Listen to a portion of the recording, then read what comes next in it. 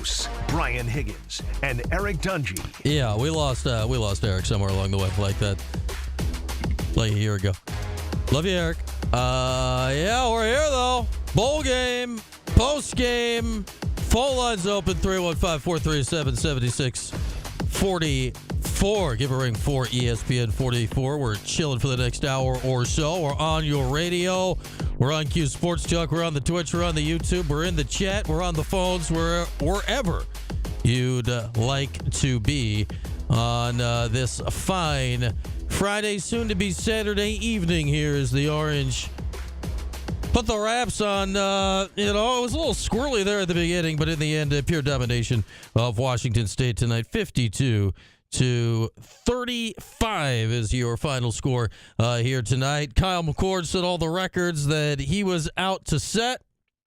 453 yards, blows past Deshaun Watson's now long in the rearview ACC single-season passing record, and put up by far enough that Cam Ward in Miami's bowl game, Cam would have to throw for darn near 700 yards. So that record is McCord's. Jackson Meeks got his 1,000. Pena and Gadsden got close. LaQuint Allen became the second player in Syracuse football history with a 20 total touchdown season, going from 17 to 20 today. Only Walter Reyes with 21 and 03 had more in a single season for the Cuse. A huge game for LaQuint. 120 on the ground, going past 1,000 on the year. He also added a ho-hum 45 through the air, so 165 in total offense. And don't forget Darrell Gill, who just grabbed, 145 yards through the air on 4 catches today, as the Orange offense essentially went unstopped and rolling up 606 yards of total offense today. By far the most in bowl game history for Syracuse, just shy top 10 all time in Syracuse history. If that is to be it for Kyle McCord, what a way to go out. What a season. What a season this has been for Syracuse football. My goodness. What a 12 months. What a 13 months this has been through Syracuse football. If you look at back where this program was, I don't know, call it 14 months ago. Let's call it 14 months ago, headed into November of 2023, where Garrett Schrader is hurt. The offensive line is a mess. Syracuse literally cannot throw the ball forward. They can't throw the football forward for a month, and it ends up costing Dino Babers his job. Think about where we were then when that started happening, when that offense with no forward passes was unveiled in Yankee Stadium that day against Pittsburgh. Albeit a win, but it was a sign of how that last month of the season was going to go. And then Fran Brown gets hired. And we're all, who the heck is Fran Brown? And we learn a little bit more. All right, he's a great recruiter. Already has Northeast ties. Okay, but he has no head coaching experience. He has no coordinator experience. How is this going to play? Who is going to play for him? Then all of a sudden, portal opens. Recruiting starts. Kyle McCord. Syracuse is getting Ohio State starting quarterback? And the Ohio State people, hey, you know what, this guy. And Syracuse fans, yeah, we do. Yeah, we do. We want Kyle McCord. Syracuse wants Kyle McCord. And every Syracuse fan that thought that, and any Syracuse fan that didn't think that, say what? It's hard to believe any Syracuse fan that didn't think they wanted Kyle McCord this year. But, man, oh man, the dude was unbelievable from the word go. He threw more than 300 yards in all but one game this year. And you look at the way he closed up the season. In the last 3 games, he had a 480 and a 453. In the last 3 games. Plus, he goes out and does what he did to Miami in the regular season finale, putting on what was one of the just pristine quarterbacking performances in Syracuse history. Yeah, there's the waiver out. Yes, there is more than a 0% chance possibility he comes back next year. I can't see it happening. I also can't see him not going to the draft after the way he closed out this season. Forget closed out, after he did it the whole way. But to have this as your capper, if you're McCord, to have this as your capper, to beat Miami at home in the Dome to out-duel Cam Ward, who's going to be the first or second quarterback pick in the draft. And I get it, Washington State's defense was a mess. But then to go out and drop 450 and 5 touchdowns and leave no doubts, putting up 52, season high, Syracuse bowl game high, in your final game as Syracuse quarterback, man, oh man, what a day. What a day, what a season for Fran Brown, for Kyle McCord, and for the Orange, winning 10 games for the first time since 2018, and Eric Dungy for the third time this century, joining 2001. Well, as mentioned, our DWITom.com hotline is open and available to you. Over the course of the next hour, we'll try to get you some Fran Brown as soon as we possibly can from out on the West Coast. 315-437-7644. Let's start the show tonight with our guy Scooter in Jamesville. Hey, Scoot, what's going on? I still say McCord is the best pure passer in college football. I'll take him over Gabriel because Gabriel can't make all the other passes. So we'll find out against Ohio State. But he has trouble sometimes throwing to the sidelines with any velocity. He kind of reminds me of Tua. And it's just a shame, like I said, that he didn't get the publicity early. I guess he finished 10th, which is amazing how he came from that far behind. But look at the passes. I mean, the pinpointing. And thank God that Fran Brown, a defensive guy, just let him loose. And that's the only concern I had starting the season. You get these defensive coordinators. Look at Oklahoma. Look at Nebraska. They kind of want to play defense and be conservative. I got to give Coach Fran Brown, the defensive guy that says, hey, let it rip. And he came from Georgia. When Georgia won their 2 championships, it's because of their quarterbacks. And if you look even Alabama, when they had to turn around, they had to go to 2 and quarterbacks like that. That's the way you play it now. And look at tonight's game. If you have a sophisticated passing attack, we're not talking Iowa passing attack, but if you have players in multiple going out 4 and 5 in a pattern and have a quarterback just to look with the weakness. Look at Washington State. I tell you that the 3 keys I thought that Washington State's offensive coordinator helped Syracuse out was the second possession when they just went down the field, Brian, passing the ball. And they decided to run the ball twice, right? And they had the punt. And then the 4th and 2 play, right for halftime. They're going to get the ball to start the second half. They tie it up. They might take the lead. And then the field goal down 14. How's that helping you? Yeah, I was watching Clemson against Texas. Yeah, especially when your kicker clearly wasn't very good. Like, neither kicker could put it anywhere near the uprights in this game. Well, the second field goal, I told everybody, in fact, I'm up at the turning stone for the weekend because it's going to be 2 late nights. He was to the left, and he hooks everything to the left. There's no way in heck he's going to get that second one. And, of course, for entertainment purposes, around 14, that kind of meant something, especially with 14 and a half. I had the team total, right? I mentioned that a long time ago. The man who knows to start that thing, that was the easiest team over for Syracuse. But the bottom line is, if you can pass the ball in today's game, Brian, that's the way to go. And I'm telling you right now, after watching a ton of games, the only way to stop a good passing attack, I'm talking sophisticated, not just 10 guys out, is the pass rush, because no one plays defense. If you look at these bowl games, there's guys running wide open the whole day. And if you can't get to the quarterback, and you got a guy like McCord that will stand in the pocket and drill it, I mean, it's just fun to watch. And, of course, they lived up to the holiday expectations. Holiday Bowl is always the highest scoring bowl. And, by the way, there's going to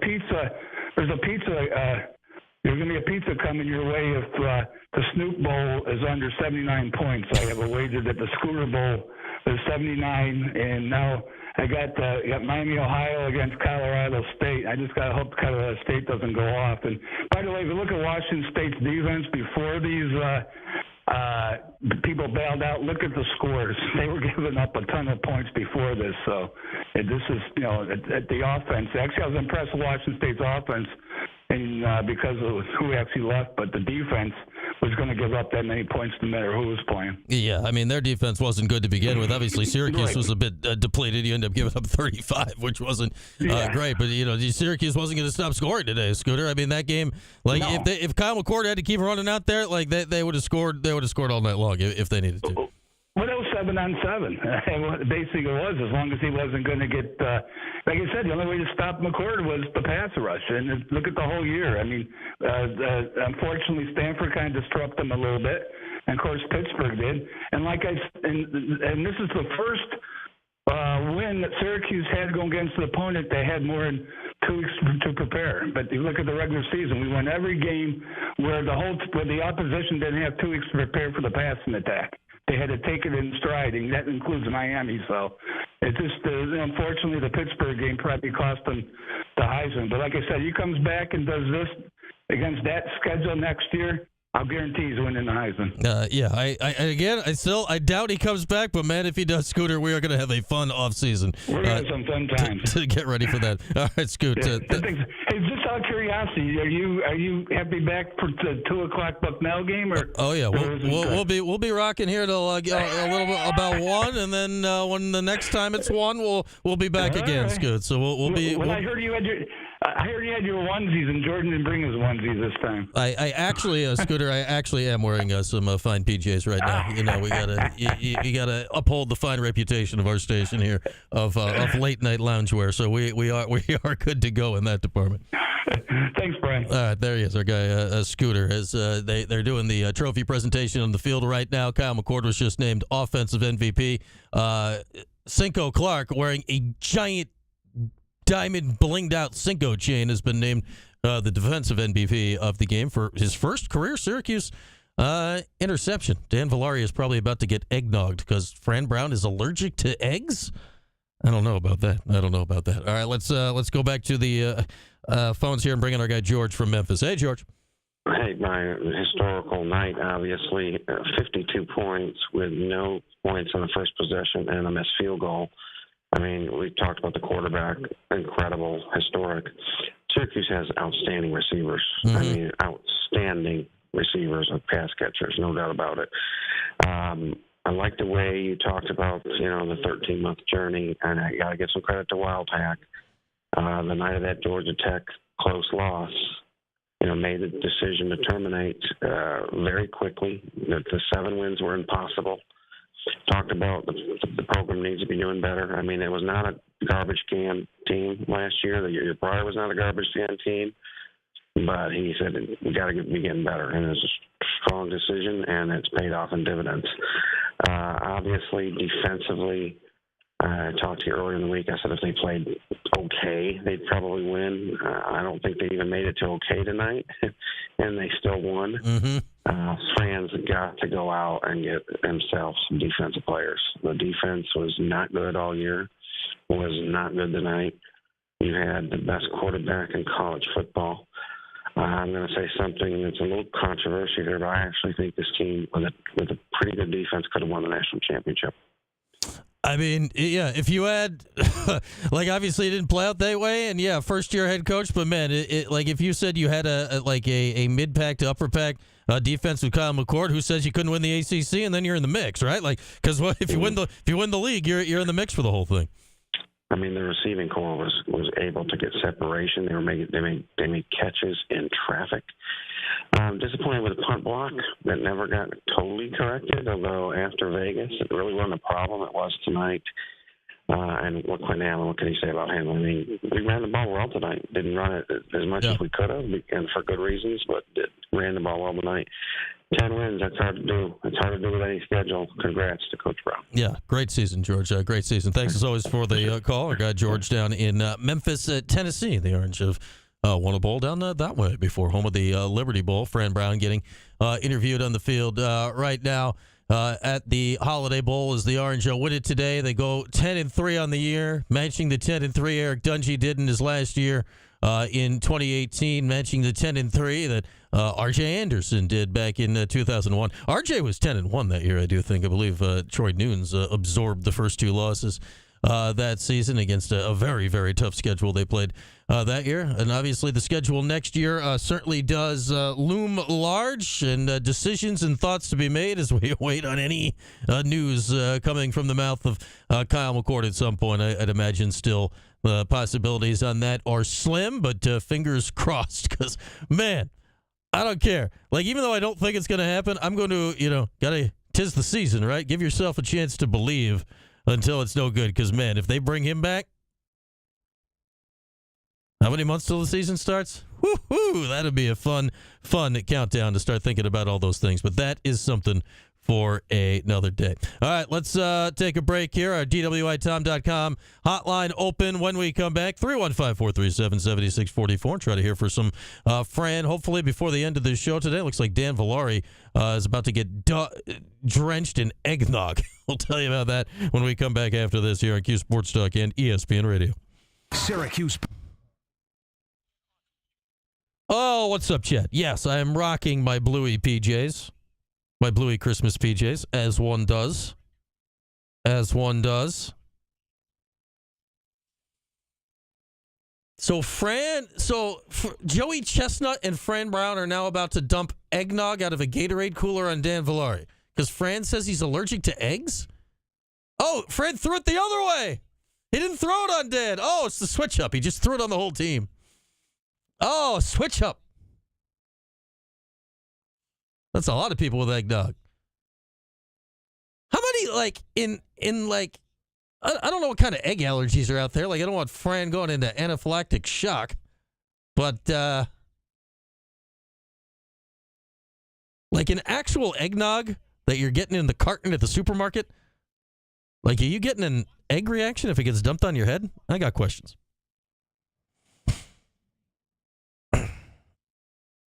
He is not, Zach. Tim Leonard will be doing the basketball game. Yes, later today. We are past midnight. The switch up. The Villari, Fran Brown, Joey Chestnut switch up. Didn't see it coming.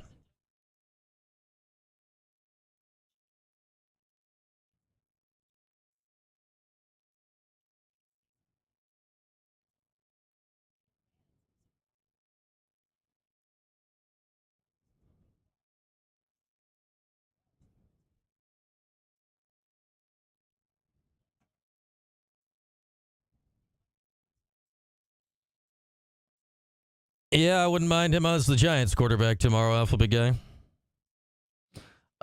It looks like Fran just tossed it the other way, so whoever was behind him in the front row kind of caught some of it.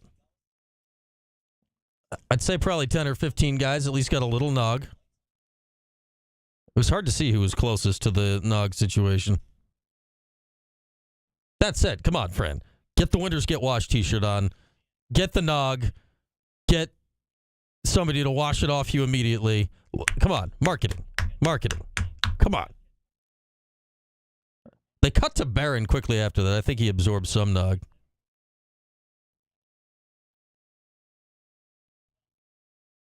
Jordan's loading something.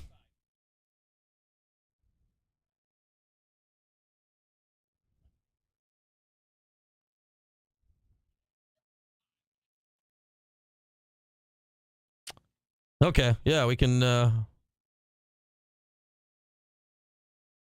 Looks like we got some of the post game. We can from Fox. We can play back. Oh yeah, Jordan can. Yeah, let's do that so the people can see it. Jordan.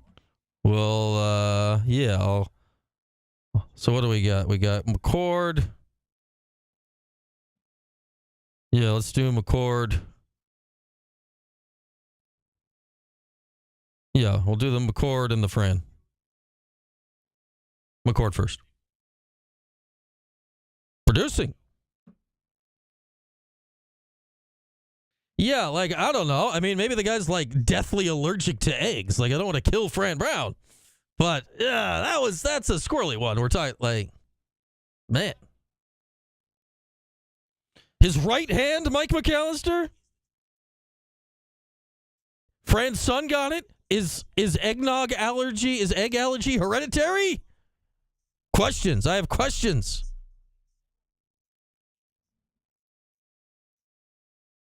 Paulie is not in San Diego, Zach. Paulie will be at the basketball game tomorrow.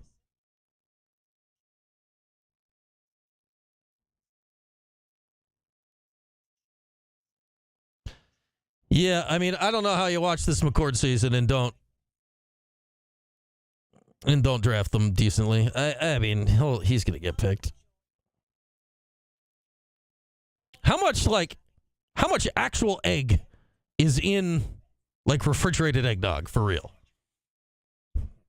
Questions.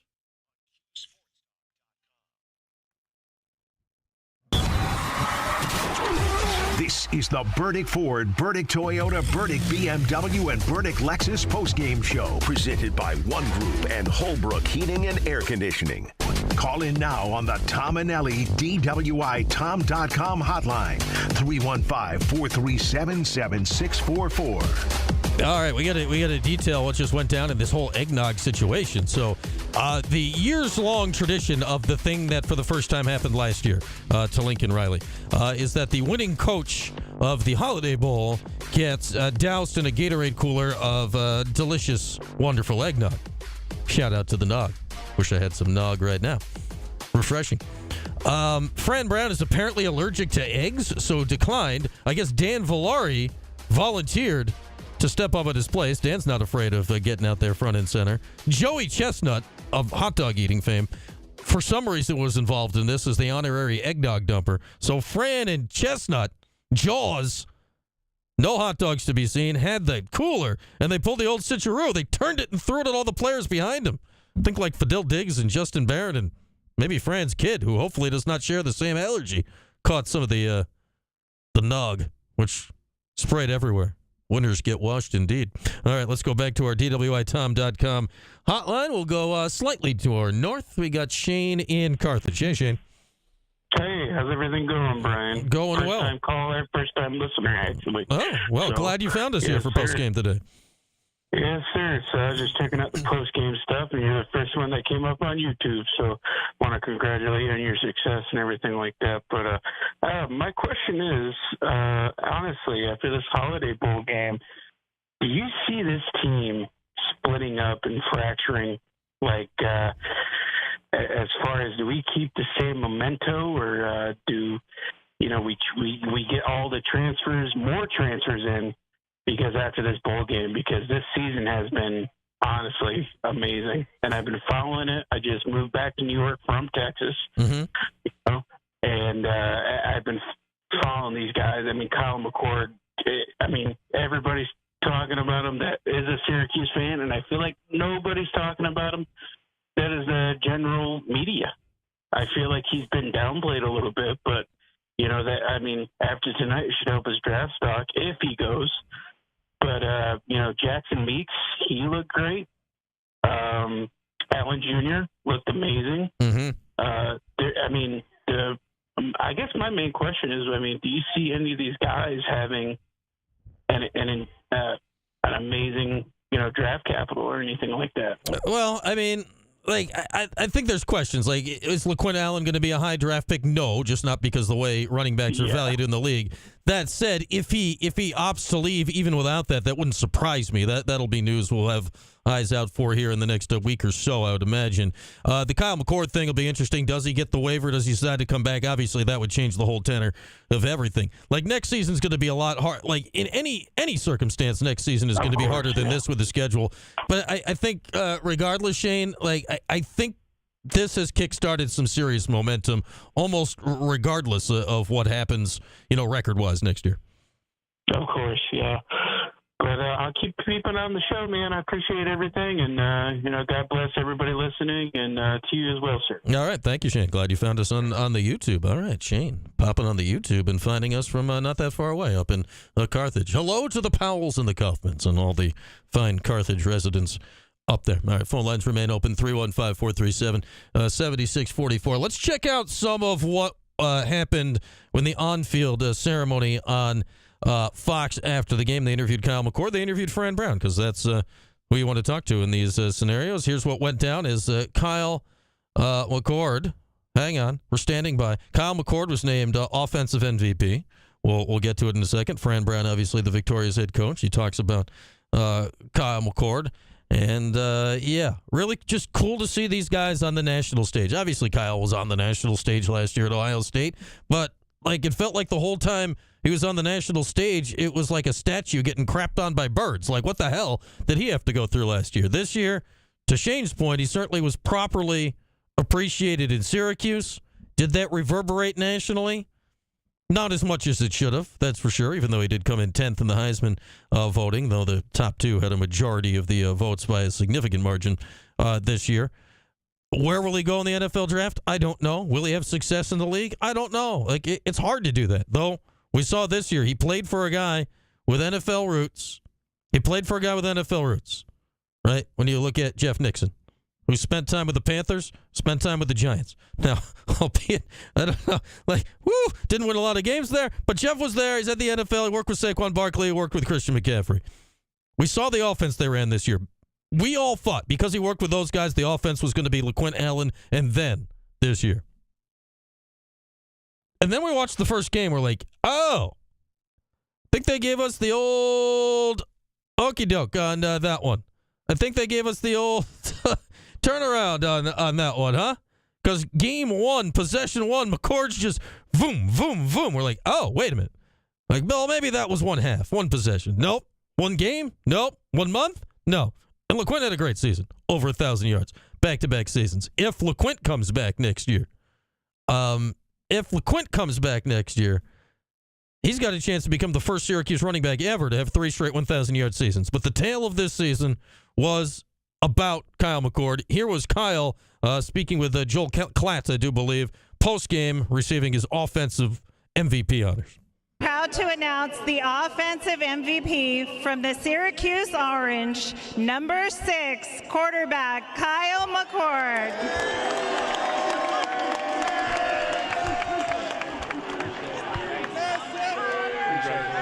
Kyle, congratulations, my man.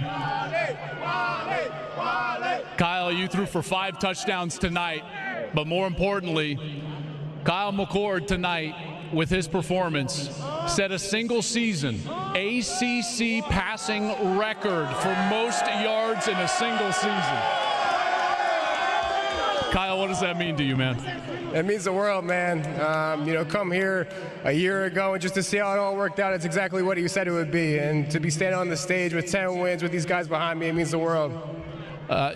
You and I have a bit of history. Covered you, obviously, at your last place. This has been a terrific fit. You've talked about Coach Fran and these teammates of someone that just allowed you to come alive this year. Tell us about your fit at Syracuse. Yeah, this time last year, didn't know what it was going to be. Was in the portal, didn't know, what the next step would be. And Coach Fran sat in my living room and, basically gave me the keys to his program. And just like I said, see it all play out 12 months later with these guys, man, you can't script that any better. Listen, it's been a pleasure covering you here in college football. You did a tremendous job, man. Congratulations. Thank you.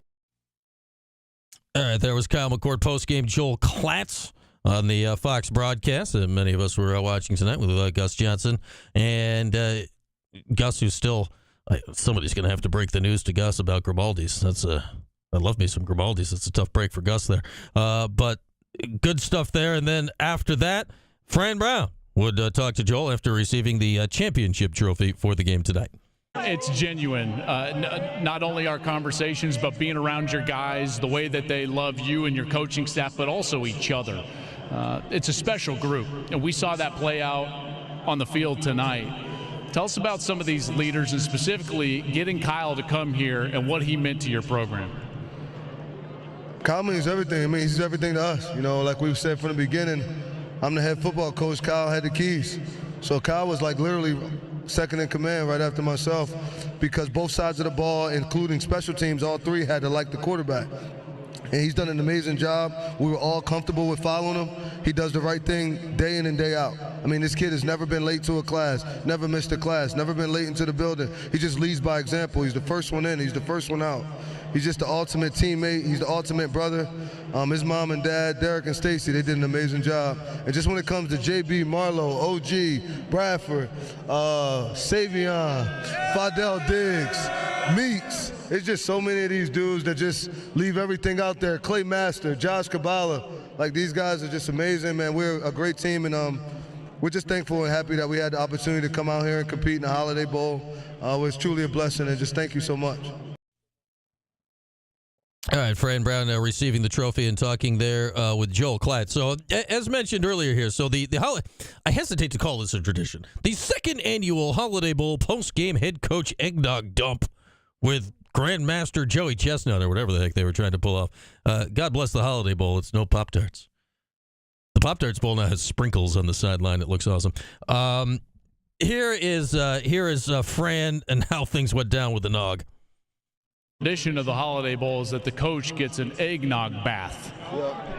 I'm allergic to eggs, so what happened was Dan Villari, he took an NIL deal from Myers Creek, so Dan Villari would do that, and I'm very thankful that he was able to do that. I just don't want to break out on a plane in the morning or never make it back home and be in the local hospital.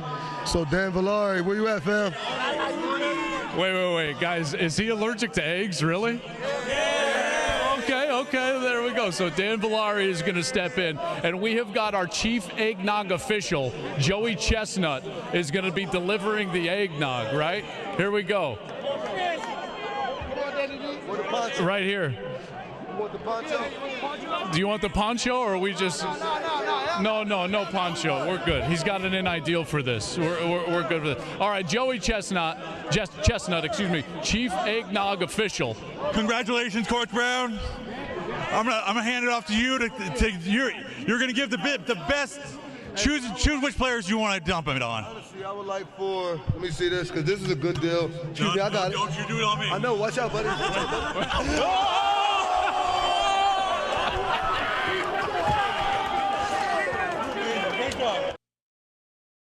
All right, the Dan Villari. So Dan Villari got NIL'd up from Myers Creek, and he didn't even have to get dunked in nog. Well, I think he was not so secretly looking forward to it. What a day for Dan Villari, getting some cash and not getting covered in eggnog. How about that? Oh, man, bowl games. Gotta love them. All right, let's get a call in before the break again. Anytime we hear from Fran Brown on our post-game coverage, as always, it's brought to you by our friends at William Attar. Hurt in a car. Call William Attar at 444-4444. With that, we go back to the phone lines and bring in our guy, Stefan from Utica. Stefan, hello. Well, hello, Brian, and congratulations to the Syracuse football Orange. It was a great season, one of the best in a long time, and let's keep it going, and hopefully there'll be more of these celebrations to come. That is the hope, Stefan. It's a lot more fun this way, is it not, than some of the years we've been through, huh? Yes, it is. And hopefully Fran Brown is here for a long time after this. And hopefully, and I just want to congratulate the Syracuse football community and the team and the personnel and everyone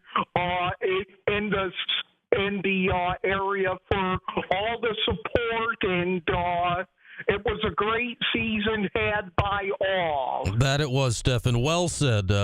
Thanks as always for the call, our guy Stefan in Utica. And man, it was a great season. This was a lot of fun. This was a lot of fun this season. Fran Brown made it fun. Winning made it fun. Kyle McCord made it fun for the most part. Like all the guys that we got to deal with in various capacities made it fun. The fact that I did not just have eggnog dumped on my head, that made it fun. Who were the egg? Man, the guy, I'm looking up the roster here because it was not a number I was immediately familiar with. Man, redshirt sophomore offensive lineman Carter Clark, who was definitely a person on the Syracuse football team, absorbed the brunt of that eggnog. Man, you pay for ending up in the front row when there's an eggnog dump to be going on. Some dude we haven't heard of wore the nog. Dan Villari getting papered up from Myers Creek. We'll take a break. Our DWITom.com phone lines remain open as we continue here late night. 315-437-7644. The Orange run away with the Holiday Bowl 52-35. McCord and the Orange offense could not be stopped all night long. More to come after this here on Cuse Sports Talk at ESPN Radio. Yeah, Ryan, for the size of the, how much nog was in there? Eggnog's expensive these days. Yes, Paulie made it fun. Yeah, I hope Villari already cashed that check.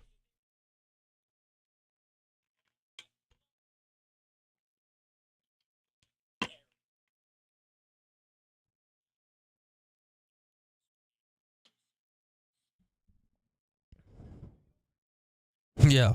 Kyle. Yeah, these are new Christmas PJs. I don't want to ruin them with nog.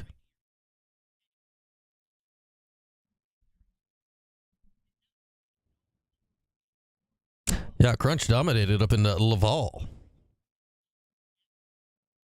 Yeah, huge cooler, like maybe a half gallon. All right, Tim. Oh my, the phones have gone wild.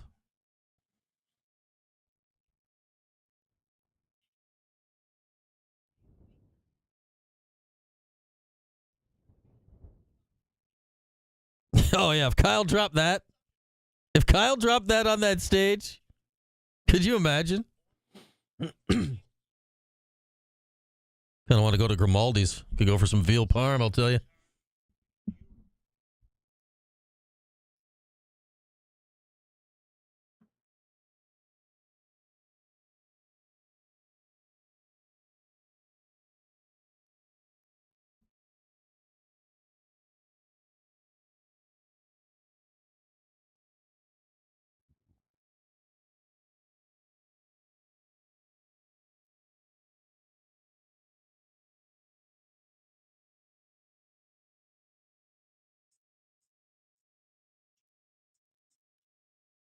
Yeah, that'll be amazing. Fran Brown's been just playing. Fran Brown researched everything that gets dumped on bowl game winning coaches when he took the job, and now he's allergic to everything. I don't know. Well, we got it all.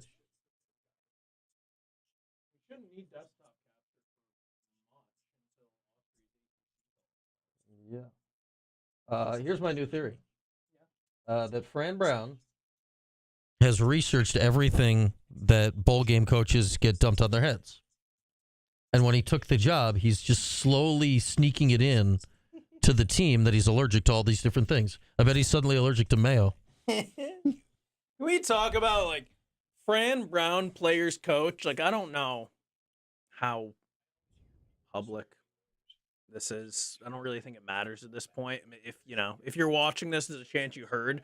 There was stuff early in the season about Valari and NIL and him being upset. Yeah. Fran goes out and at the end of the season, national dude can't TV. play in the game and finds a way to get him some extra money on national TV, and then he throws the nog at other people. I mean, Fran's just a dude. Valari's I don't think there's an avenue he could come back. Honestly, he wasn't used that often this year. When he dropped a lot of passes. Fran went out of his way to be I got you, buddy. That's a dude. Was it George earlier or was it before him who asked, is it going to be fractured? Are guys going to come play for him? I don't know how in the world you can see what happened, watch that, and not just be lining up begging to come play here. And Fran's I want high school guys. I want guys who'll be here for a while. It's crazy. Is Fran Brown allergic to Pop-Tarts? I don't know. There's got to be eggs in the pastry part. Right? Shout out to the players though. They're yeah, he's allergic. Yeah, I got Ed his back on that quick. We weren't told to say that. Joel Klatt was all right. I've never heard of anyone allergic to eggnog before. What a guy. Now we gotta go back to his earlier Has he been comments. slowly dropping hints about his eggnog allergy? Well, I don't know, but he's talked about routines and what he eats and this and that. So I wonder if he's ever slipped up and been I have eggs in the morning, blah blah blah. No, we know he does. He waits till the end of his meals to drink. Yeah, and that's why he didn't have a meal because he hasn't washed down the eggs. This post-game show presented by One Group and Holbrook Heating and Air Conditioning. Call in now on the Tom and Ellie DWITom.com hotline, 315-437-7644. Oh, we're rocking it late night. We got you on the radio. We got you on Cuse Sports Talk. We got it on the Twitch. We got it on the YouTube. Wherever you are, we got you there. As mentioned, the phone lines are open and available at 315-437-7644. You actually might have to wait a second. The phone lines are jammed. They're full here at 12:30 in the a.m. It's only 9:30 at night where our next caller is. We go to Sam, who's from Pittsburgh, but is currently out in San Diego, having just enjoyed the bowl game. Sam, how you doing? Brian, This is a glorious conclusion to a beautiful season. It was just wonderful today. Wonderful performance by both football teams, despite all the craziness that Washington State went through. But at the end of the day, the cream rose to the top, or the orange rose to the top. And I got good news. If your name is Dan Villari, or for whatever reason you find yourself soaked in eggnog, all you got to be is a Syracuse fan, because guess what? Winners get washed. There you go. There you go, Sam. Fun night for you, I'm sure, out there at the ball game tonight. Tremendous night and wonderful accommodations. Everybody in San Diego was just incredibly accommodating and welcoming. We inherited a number of fans, I think, because Washington State defeated San Diego State at their home field where we played tonight. And going through the parade today with the band, we had a number of cat calls that were very positive, saying, they beat us, so you need to beat them on our behalf. And we said, happy to do it. Go Orange. And they were all behind us. Very wonderful time. What a glorious experience. Thank you for a beautiful year, Brian. This has been magical. All right. Thank you for the call as always, Sam. Good to talk to you, Sam. A marching band parent who's been with us all season long. And what a way to head out the end of this year, heading with a marching band out to San Diego. Good stuff there from Sam. It didn't occur to me they'd absorbed the San Diego State fans due to earlier victories by others. All right, let's keep it moving. Sean in Cicero is up next. Hey, Sean, welcome in.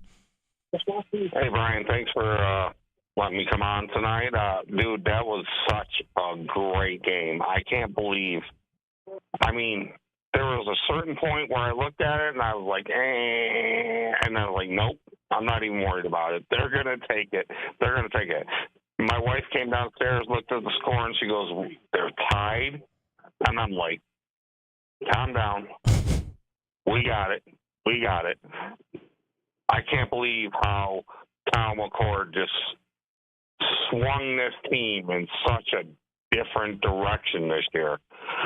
It's crazy. I mean, I am so excited. But the thing is next year, I hope, being a fan, I'm 49 years old, being a fan for 40 years, that people don't backtrack on Fran Brown.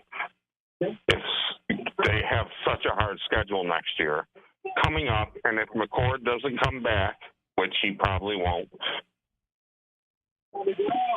I hope that the team will truck forward, and I think they will. I think all the positivity in my bones that these guys will truck forward. I just wanted to call in and say congratulations to Syracuse, and man, what an exciting game. That it was, Sean. Thank you for the call. And, yeah, I'd say that's the hope, because Sean's point is correct, and we'll certainly dive into this in the next weeks and months for sure. Next year's schedule is I've never seen a Syracuse football schedule that looks like this in advance. Now, clearly, this never could have happened before due to this is the first year it's happened. Syracuse is playing a third of the college football playoff next year, and they're playing none of them in the Dome. It's crazy. Like, the road schedule next year is bonkers. Again, if you get McCord back. But that said, Fran Brown has shown so far, like, he don't care about that. He doesn't care about that talk. All right, say next year's tougher. Say they go, I don't know, 5-7, 6-6. Say compared to this year, it's a tough year. It could be. I don't think Fran's going to shy away from that. I don't think Fran's going to shirk that. He'll face up to it, and hopefully people understand what it is if that's the case next year, because as great as this year was, the Kyle McCord factor is extremely hard to replicate. To go into the portal and pull out Ohio State's 11-1 starting quarterback, who then comes to you and sets the conference single-season passing yardage record? Like, though, that's not stuff that happens all the time. That would have to be a lightning strikes twice situation. Now, there's plenty of other ways. Build up quarterbacks, build up the roster. Like, there's plenty of other ways to win and win big. But the McCord lightning bolt this year is going to be significantly hard to replicate. That said, they're on great footing here. Great footing. I mean, nobody's had a better year one than this in many ways. Like, Coach P went 10-2, and that was fantastic. I don't want to say this is a butt. This is nothing against Coach P. Like, they were set up to run. They took over a program that was humming And Coach P was here, and he worked with Mac, and they had Marvin Graves. Like it was ready to go. This was anything but. This was, yes, back-to-back bowl teams, but it was raggedy. You didn't have a quarterback. Half the roster turned over, and then they did this. All right, let's get another call in. Here is Steve from North Syracuse. Hey, Steve. Yeah, this was our third 10-win season of this century. Yep. The other two seasons were followed up with 4 and 8 and 5 and 7, and it'll be interesting to see if we can do better than that next year. This was our third trip to the West Coast, and we played substantial teams in each case, and we won all 3 games. I think that's an impressive thing. If this was Kyle McCord's last game, then we're sure going to miss him because we may get some good quarterbacks in here, but I don't think we'll get a guy that can put the ball right on the money the way McCord can anytime soon. He developed a reputation for being kind of a short and intermediate passer, but in this game, he completed 24 passes for 453 yards. That's 19 yards per completion, and got 5 touchdowns after it. So he's perfectly capable of going deep if that's what you want. I would also give tremendous credit to our receiving corps. McCord is wonderful, but I think our guys would make anybody look good at the same time. Gill's a young guy with a great potential. Meeks was absolutely wonderful this year and a really tough guy to cover, and came down with so many 50-50 balls. And Gadsden was a wonderful target, and Pena had an incredible year, and LaQuinn Allen caught 60-plus passes, so it was a wonderful confluence of having a great quarterback and a great receiving corps that got us what we wanted. We wound up beating 3 teams that had 10 or more wins on the season, and we played only 2 teams that wound up with losing records. One was California, the other, unfortunately, was Stanford, and they were by far the worst record of any team. We had 3 and 9, and we managed to lose to them, which was frustrating, but it's still been a fine season. I'd also like to give some credit to our defensive line, who just stuffed their running attack. It hardly seemed like the same defense we saw a couple months ago against Boston College, and hopefully that holds hope for the future that we're going to have a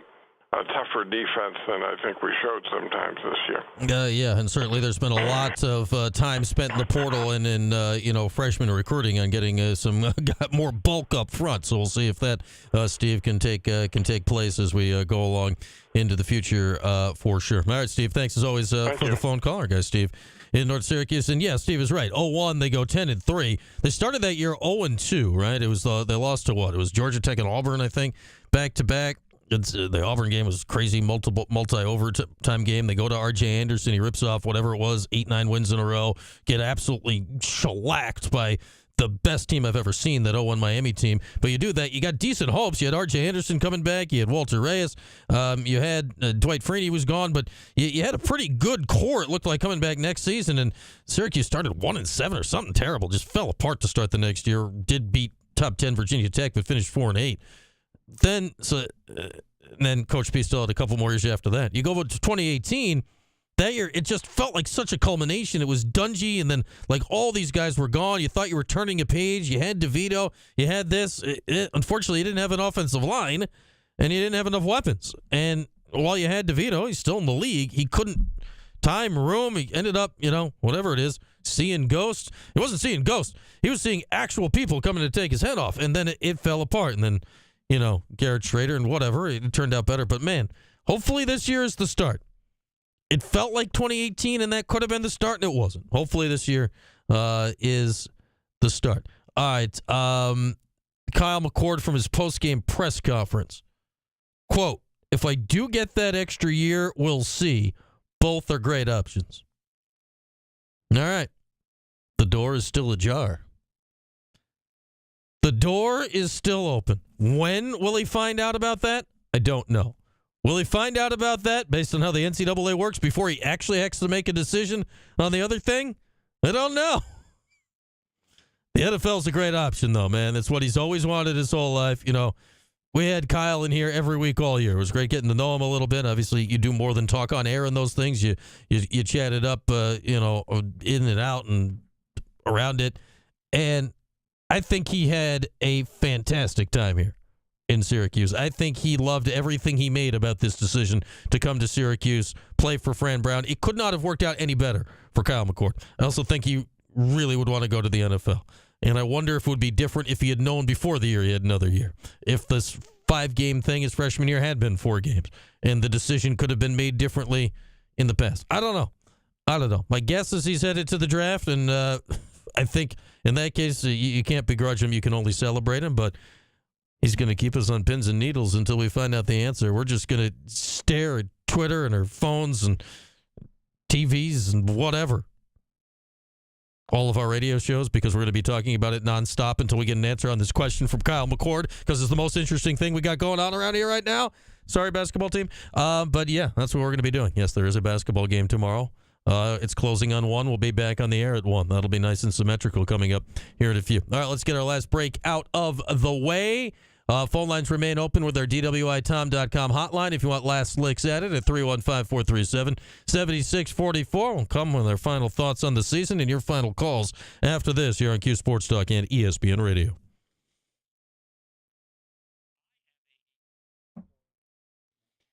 That's my sense, Adam, on YouTube. That's my sense.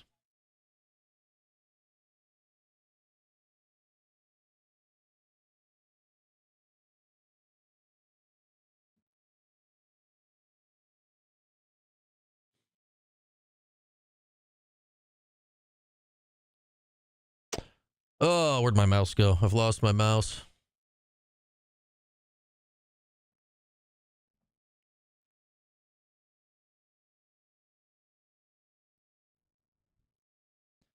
They are both good options for Kyle because I think, legitimately, if Kyle comes back, he's going to get NIL, he'll get paid. And the NFL dream doesn't go away if he comes back. Now, he could have a worse year next year because of the schedule, and then maybe you slide in the draft. That's possible.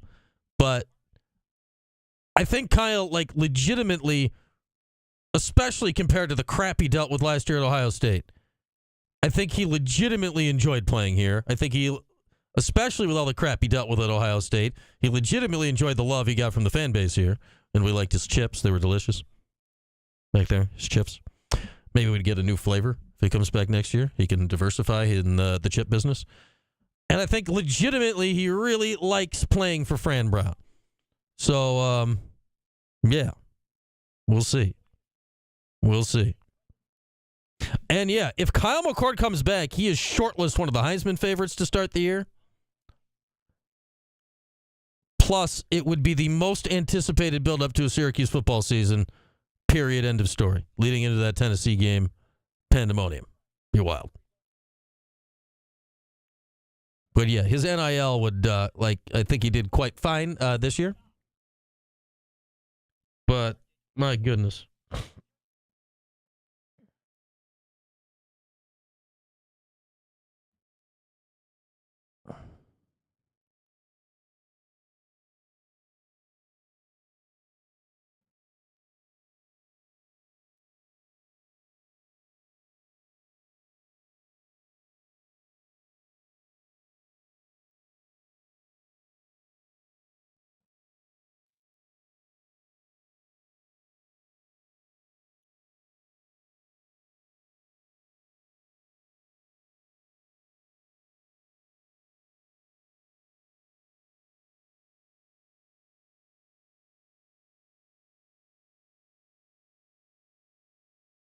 I wonder where this Greg on YouTube was when he thinks he was in Martinsburg.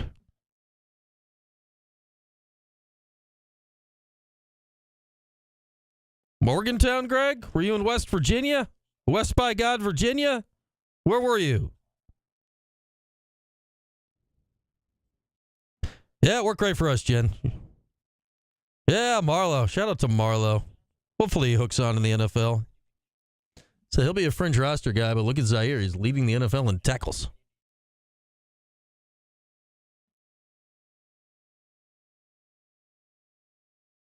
You can do that in Morgantown, Randy. Morgantown's a crazy place, man. I miss playing West Virginia. Them country roads are different now. If Kyle comes back, I want eggnog chips. Eggnog chips. Eggnog chips sounds kind of heinous. I'd try them. I like eggnog ice cream.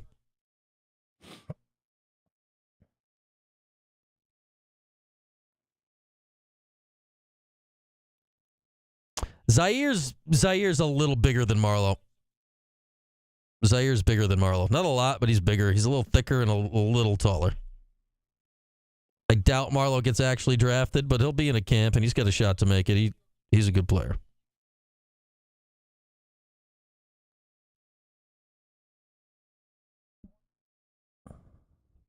Yeah, Ryan, they said a lower body something. I don't know what the deal was. That was a right before kickoff surprise. He was wearing quite the chain, though. I don't know if he had something minor he needed taken care of postseason or what. Toyota, Burdick BMW, and Burdick Lexus postgame show presented by One Group and Holbrook Heating and Air Conditioning.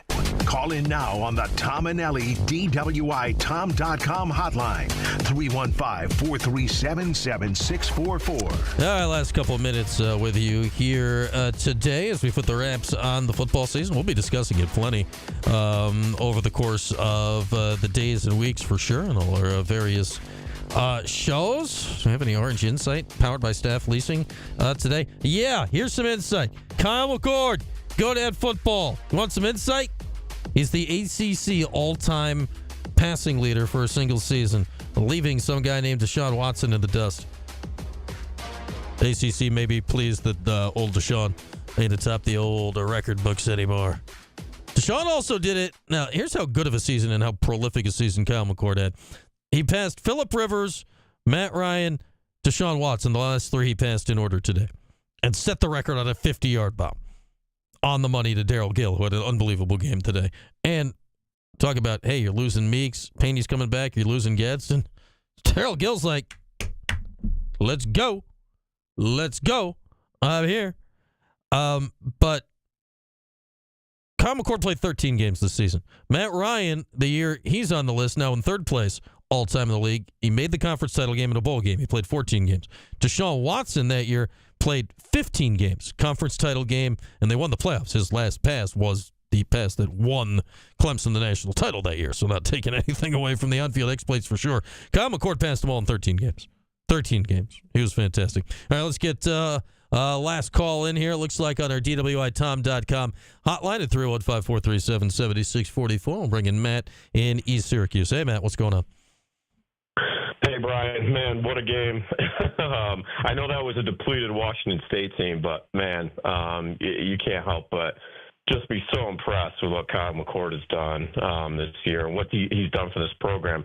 I mean, if you watch him this entire season from beginning to end, if that doesn't get butts in the seats next year to sell out the Dome, I mean, what else will?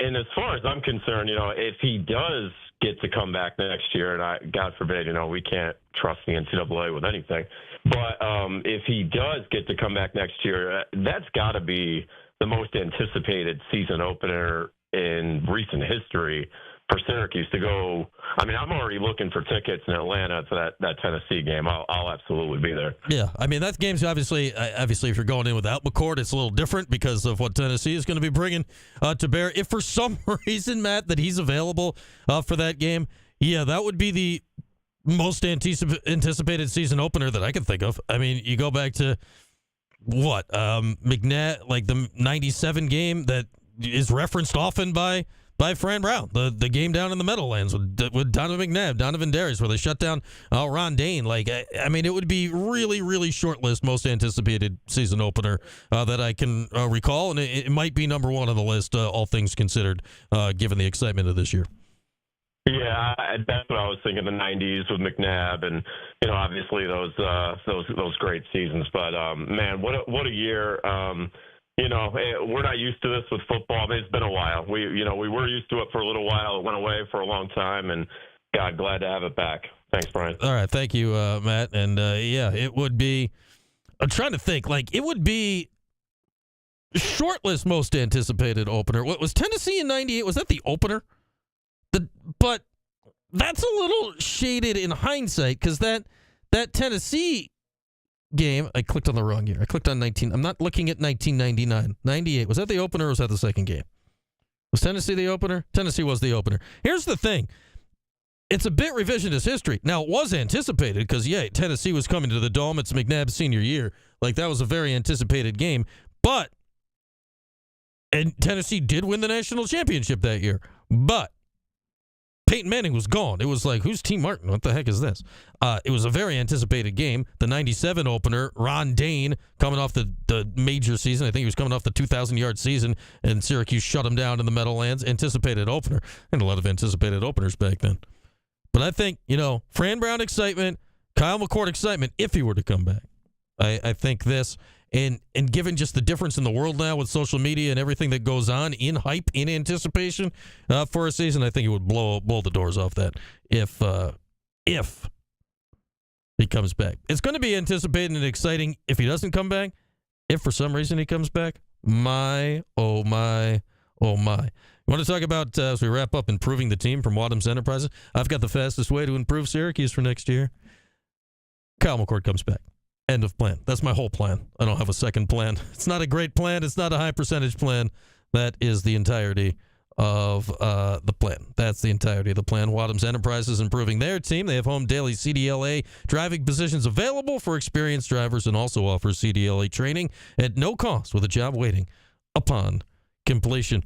All right, that's going to wrap up our post game here today. Schedule for tomorrow, basketball at 2 versus Bucknell. It's closing on 1. 1 seems like a good time to start the next show. We'll be on the air 1 o'clock for pregame tomorrow before Cuse and Bucknell. Post game after, including Red Autry's full post game press conference. What do we got upcoming this week? Monday, there's Orange Nation. Monday, I'll be off Monday. Cody's off all week.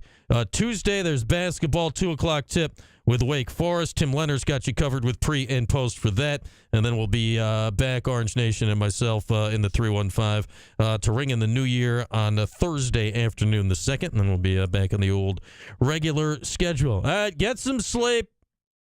12 hours. We're back at it. Talk to you tomorrow, everybody, here on Q Sports Talk and ESPN Radio.